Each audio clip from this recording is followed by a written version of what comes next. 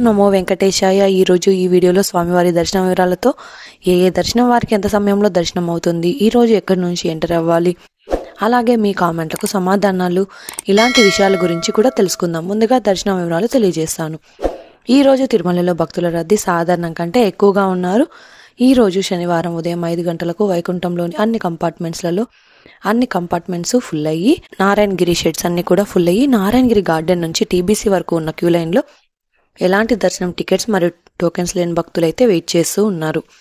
ఈ వైకుంఠంలోని కంపార్ట్మెంట్లలో వెయిట్ చేస్తున్న భక్తులకు సుమారుగా 15 గంటల సమయంలో దర్శనం అయ్యే అవకాశం అయితే ఉందండి.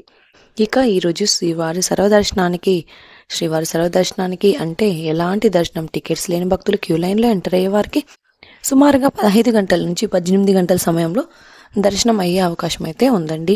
ఇక స్వామివారి దర్శనం కోసం వెళ్లే భక్తులు ఎక్కువగా ఉంటే దర్శన సమయం కూడా పెరుగుతుంది.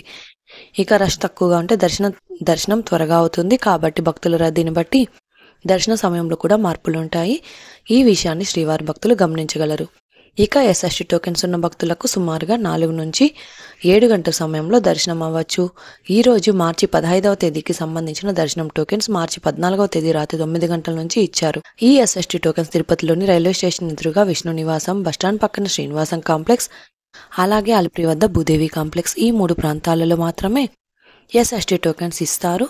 అలిపిరి దారిలో టోకెన్స్ ఇవ్వరు. కాబట్టి ఈ 3 ప్రాంతాలలో ఎక్కడైనా టోకెన్స్ తీసుకొని అలిపిరి దారిలో నడిచి వెళ్ళొచ్చు. అలాగే శ్రీవారి మెట్టుదారిలో కూడా ఈరోజు ఉదయం 6 గంటల నుంచి టోకెన్స్ ఇచ్చారు. ఈరోజు ఉదయం 6 గంటల నుంచి 3000 టోకెన్స్ వరకు మాత్రమే ఇచ్చారండి. ఇక ఈరోజు 300 రూపాయల స్పెషల్ ఎంట్రీ దర్శనం వారికి, అలాగే 500 రూపాయల విర్చువల్ సేవా దర్శనం టికెట్స్ ఉన్న వారికి 3 గంటల నుంచి 5 గంటల సమయంలో దర్శనం అయ్యే అవకాశం అయితే ఉందండి. ఇక నిన్నటి రోజున శుక్రవారం రోజున శ్రీవారిని 63,987 మంది శ్రీవారి భక్తులు స్వామివారిని దర్శనం చేసుకున్నారు. 26,880 మంది శ్రీవారి భక్తులు స్వామివారికి తలనీలాలు సమర్పించారు. 2,88,00,000 రూపాయలు భక్తులు స్వామివారికి సమర్పించిన హుండీ కానుకలు.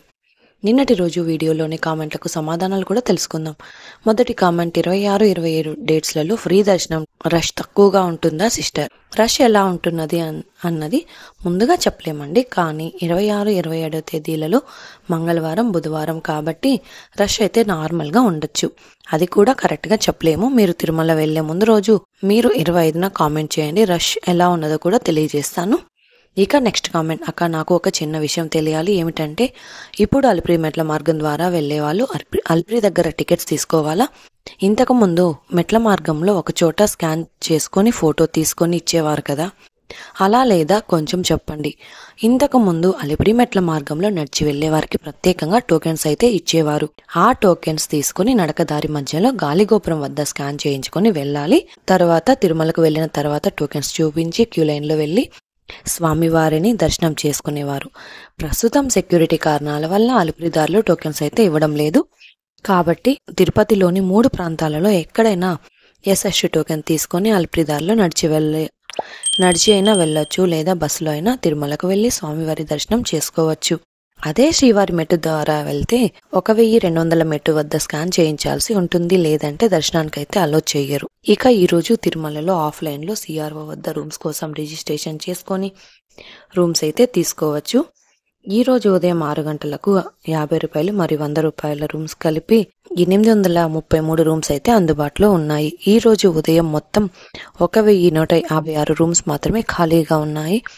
ఈ 833 రూమ్స్ అయిపోతుంది. రూమ్స్ ఖాళీ అయిన తర్వాత రూమ్స్ రిజిస్ట్రేషన్ చేసుకున్న వారికి రూమ్స్ అయితే ఇస్తారు. ఉదయం 7 గంటల లోపల వెళ్తే రూమ్స్ త్వరగా దొరికే అవకాశం అయితే ఉందండి. ఇది అండి ఈరోజు తిరుమల తిరుపతి దేవస్థానం దర్శనం మరియు లేటెస్ట్ అప్డేట్స్. ఇంకా మీకు తిరుమల తిరుపతి దేవస్థానం గురించి ఎలాంటి సమాచారం అయినా తెలుసుకోవాలి అనుకుంటే కామెంట్ బాక్స్లో కామెంట్ చేయండి. నెక్స్ట్ వీడియోలో మీ కామెంట్లకు సమాధానాలు కూడా తెలియజేస్తాను. అలాగే మీరు ఈ వీడియోని తప్పకుండా లైక్ చేయండి. ఈ వీడియోని కూడా తప్పకుండా మీ ఫ్రెండ్స్ అండ్ ఫ్యామిలీ మెంబర్స్కి షేర్ చేయండి. మన ఛానల్ని తప్పకుండా సబ్స్క్రైబ్ చేసుకోండి. మరొక వీడియోలో తిరుమల తిరుపతి దేవస్థానం వారి ఇన్ఫర్మేషన్తో మళ్ళీ కలుసుకుందాం. ఓం నమో వెంకటేశాయ.